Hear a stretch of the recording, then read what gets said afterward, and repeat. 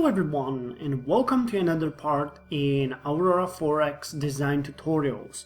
Today we are finally getting to what is going to be a set of tutorials on how to design various ships. Now, as always, I have to mention this in the beginning.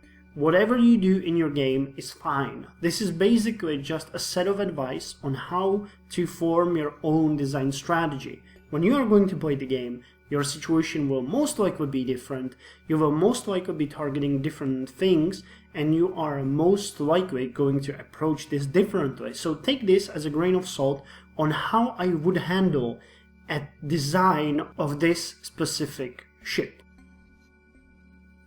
Okay, so we are at the very start of the Trans-Newtonian game.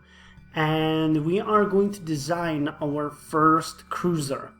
Now when you look at the shipyards on Earth, you will notice that in the Trans-Newtonian start, you start with a couple of them already.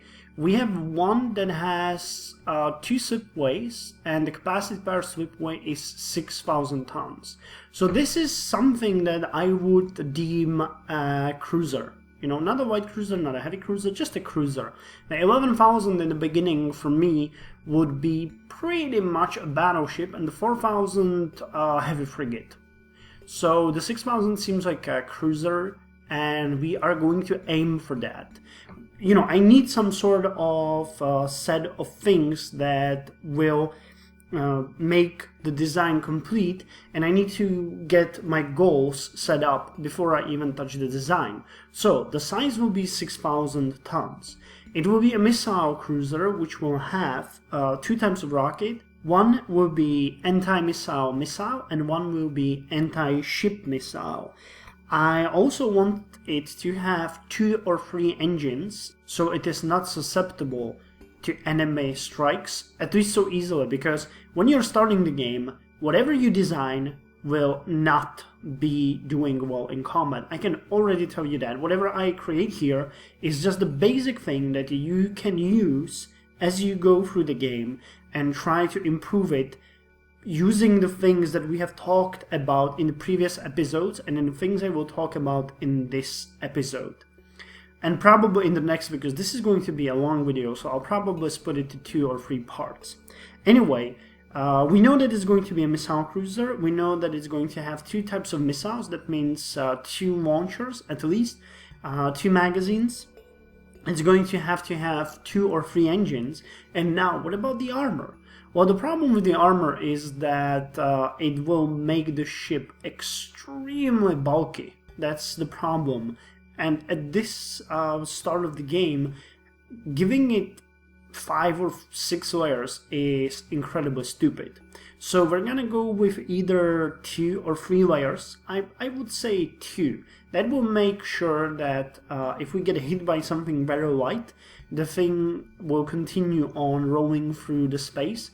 And if we get hit by something much stronger, as this ship probably will, it doesn't matter anyway, whatever we put on it. So, with this in mind, we can start the actual design process. So now we can actually go and start our design. So open the design screen and click new to create a new ship. Now this gave me an Ark Royal class cruiser, which is exactly what I want. I could change the type to anything up here. This has absolutely no meaning other than for you to be quickly able to recognize what kind of ship you are, well, either designing or handling at the point. So I'll just leave it at cruiser. Actually, is there a missile cruiser here? Yes, okay, so let's change it to missile cruiser for more, I would say, definite description of the ship. I'm going to change the deployment time to 12 months because that's my standard. I'm going to also remove the fuel storage here because I don't want it there. Now we have an Ark Royal class missile cruiser with 150 tons worth of space. That is cool. That is a good start. It has nothing, which is what we are trying to do here.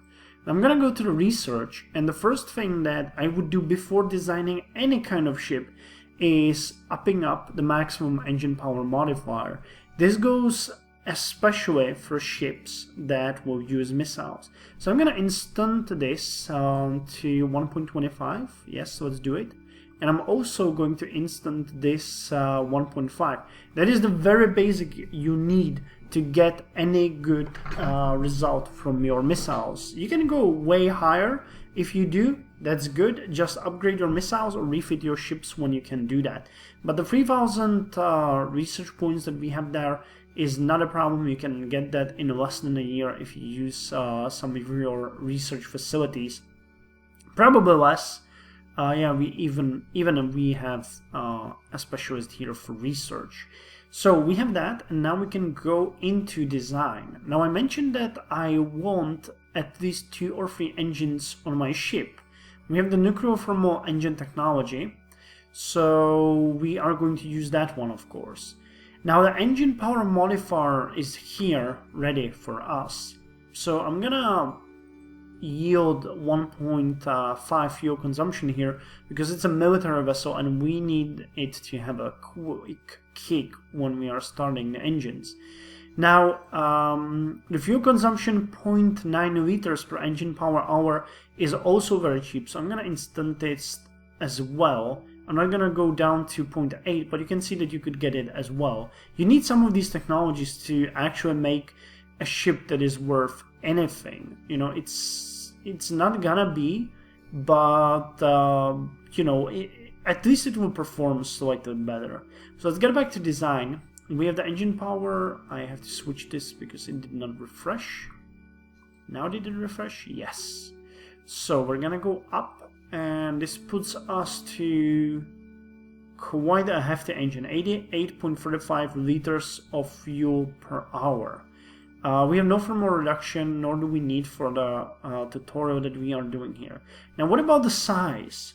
Well, we could go all the way to 50 hull size, which would be 2,500 tons. But that is too big. That is too big for our ship. Even putting one of these would take most of the ship into engines. I would like to use this kind of engine for other ships, possibly smaller.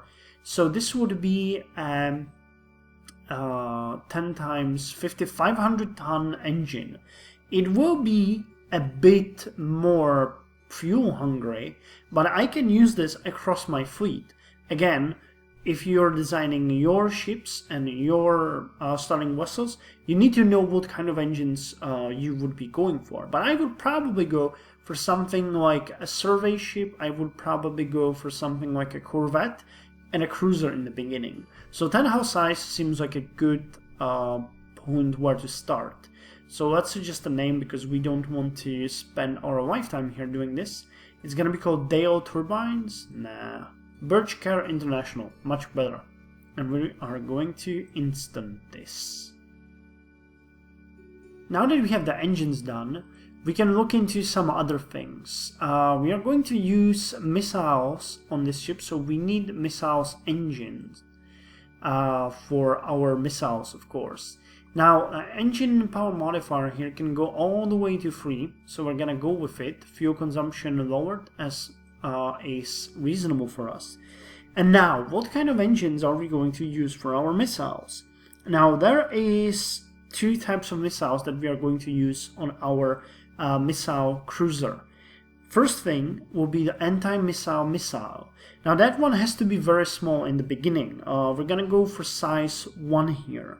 So, what does that mean? Well, we will have a 0.25 warhead on it, and we will have 0.1 fuel, or maybe less. So the size of the engine will be whatever is left there. Any good number will do. So 0.25 plus 0.1 is 0.35. Thus, we could go with 0.65 missile size engine. Could that work? Fuel use per hour 137 liters. Now I kind of like that, but it depends on how our ship's sensors will perform. Okay, I kind of like this. So 0.65 missile size engine. So I'm gonna suggest a different name, Gibbons system for this. Oh, okay, why not? Okay, Gibbons system engine. It actually sounds pretty cool. The next thing we need to design for our ship is our anti-ship missile. Now, we will have a warhead of size 2.25, which will give us a nice punch to whatever we hit. However, how big is going to be the engine for this? Well, we are looking at a size 2.25 warhead here. The engine could be anything around that size. Let's say size 2, maybe? It might be pretty good for starters. Actually, the size could be 6. So let's have a 2.5 missile engine size. It's going to be a bit more tricky for us to design, but we are going to do it. So let's instant this one as well. And we are done with the missile engines. Now what we will need to do is design the actual missiles now. Okay, so now we are going to design our actual missiles. So we have the two engines we have developed here. We have the Gibbons system 1.875 power nuclear thermal engine and the 1.4875.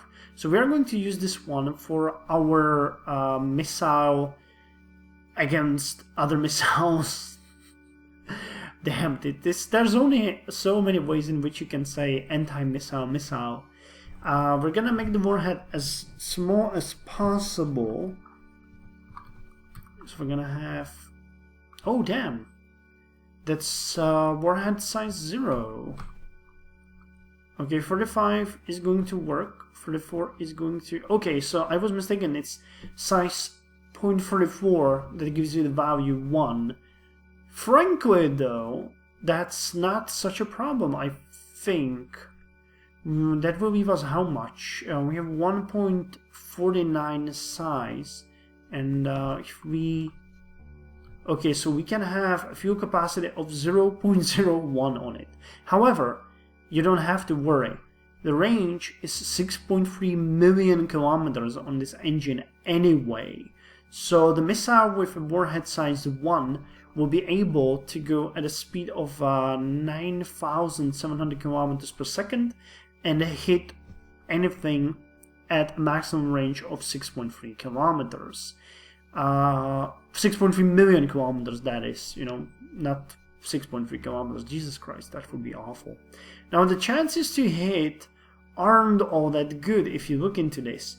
If they throw anything above 5,000 kilometers at us, 5,000 kilometers that is, it's going to be very, very low chance, but it's better than nothing, and this is pretty much all we can do. We could try to make it slightly bigger and slightly more faster. What would this one do? Well, 14,200 kilometers per second. Chances don't go all that much up. Yeah, you can see the difference isn't really big. And the missile size would go way higher. If we added agility, say 1 or 0.5, yeah, that does nothing really for us. 0.6, 0.7, yeah. Okay, so this is what we will have to do and deal with in the beginning. It's poor, but it can work. You know, we'll just have to carry a lot of these. So I'm gonna leave the name size 1 anti-missile missile in here, and we are going to look at our anti-ship missile.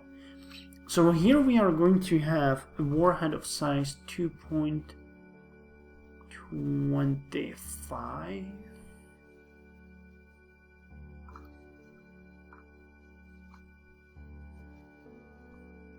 Actually, we want it to be bigger. 2.7, 2.8, 2.9. 2 point... Well, we'll have to have it at 3. I think I know what the problem is. When I was doing these calculations, there is a technology that should lower the size of reduced size launcher, railgun launch, ordnance, missile launcher, missile agility, magazine size. I thought there was yeah, here it is. Implosion warhead. That one actually improves the yield of the warhead. So the problem here is that when I was calculating my missiles, I probably forgot to revert to this technology. So if you want to increase the value of what your warhead will give you, you need to get this technology. It's actually kind of costly, and I want this ship to, I would want this ship to go out in the very beginning. So we'll just have to deal with this as it is. The problem here is that you can see that the ship, that the missile is very slow. 6,800 kilometers per second doesn't really yield well for us. It's actually quite pitiful. The range is also awful. 2.9 kilometers. I'd like it to be way more. Now we'll have to look into one thing here. It's getting a bit complicated, I understand, but to decide on what the actual range of our missile should be, we need to see what kind of sensor we are able to get. Now, as this ship will have around 6,000 tons, I'm gonna go for a sensor with around 4,500 tons worth of range on its main sensor. So if it was a size 1, it would give us a range of 4.7 million kilometers. Now I would like to have it slightly bigger. Let's go with a total sensor size of 3. That would give us 14 million kilometers. I guess what a size 4, that would be 200 tons though. Maximum range versus 18 million. We have what? If we had 0.4, that would be 100 million.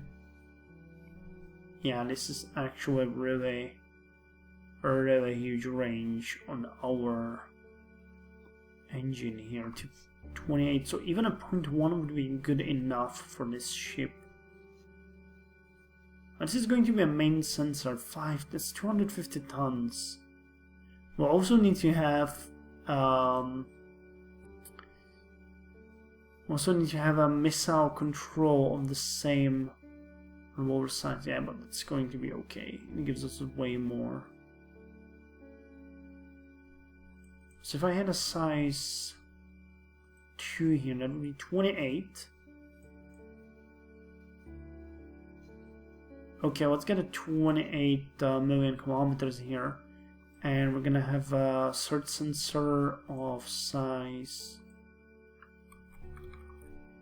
23, 28. Okay, it would be size 6. They're going to be really big here, but we just have to have that.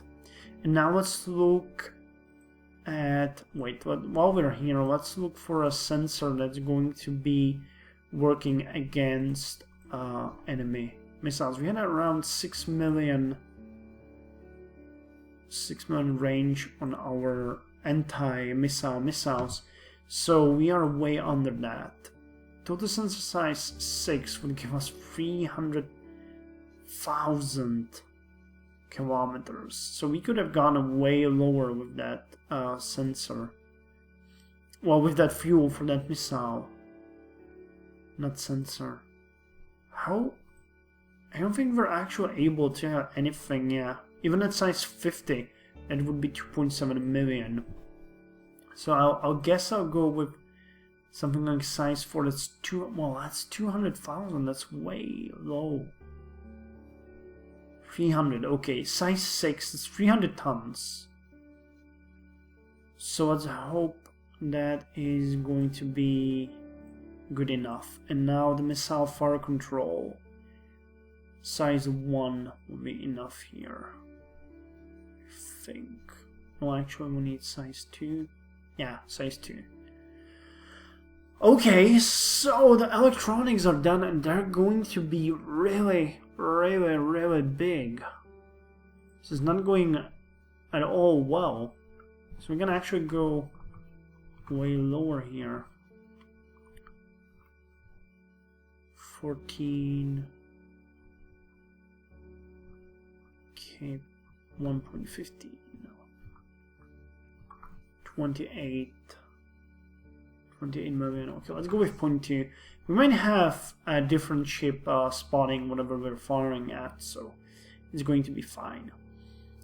Now the chances to hit are pretty bleak. We have size 5.7 anti-ship missile. If we added some agility, how would that? It would help a bit. It would help a bit, but not much. What if we added like 1.3? Nope, that does not help at all. 0.5, 0.6, 0.7, okay, 0.4, 0.5 would be ideal. But that's too big, that's missile size 6.2, and we wanted to have a missile of size 6 here. There really isn't anything I can do here to lower 0.3. Yeah, we'll have to go with this. If we meet someone at nuclear thermal generation, they would go at around this or lower speed. If we meet someone at the nuclear pulse, it's possible that they would go around this. Ion and onward, it's going to be this. So this is actually, I'm not really happy with this. There could be way better thing here, but I guess there's not much else we can do. Okay, let's create it. We'll instant these two projects. It should be there. It's a start, you know. This is your starting ship. You can improve it greatly if you give it time and research some other technologies. I'm trying to create a very basic starting ship for you at this point.